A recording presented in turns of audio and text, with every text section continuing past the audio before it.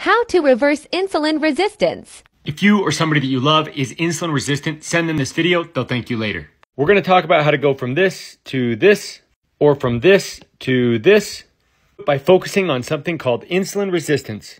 There's a spectrum of insulin sensitivity. Some people are more insulin sensitive, and some people are more insulin resistant. And if you ask an insulin sensitive person what's wrong with the rest of us, they may be tempted to say, well, they should just eat less and exercise more. What many people don't realize is that when you have insulin resistance, you're playing against a rigged deck. Insulin resistant people have more sugar cravings, they have more frequent hunger and often more intense hunger. They have brain fog, which makes it difficult to concentrate and focus on goals. They often feel tired after eating, and there's a strong correlation between being insulin resistant and having anxiety or depression. Insulin-resistant people have symptoms that make them more prone to unhealthy habits.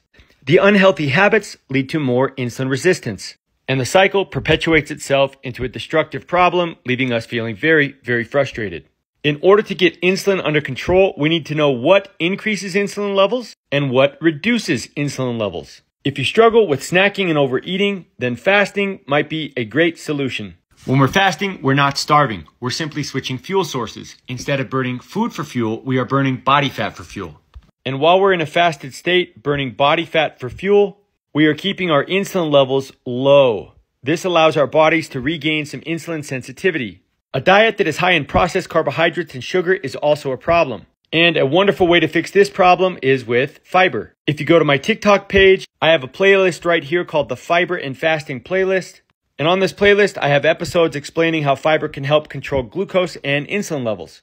Eating a diet with lots of high glycemic foods increases insulin levels. The answer to this is to consume more low glycemic foods. If you have no idea what low glycemic foods are, I've got this food guide which is super helpful, and it's available for free in the Trentytok community on Facebook.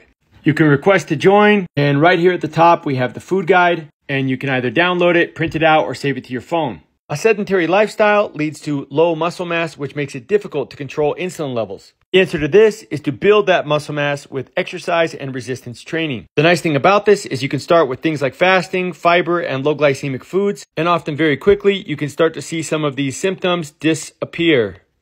This breaks the cycle. Breaking the cycle makes it much easier to do the exercise and resistance training.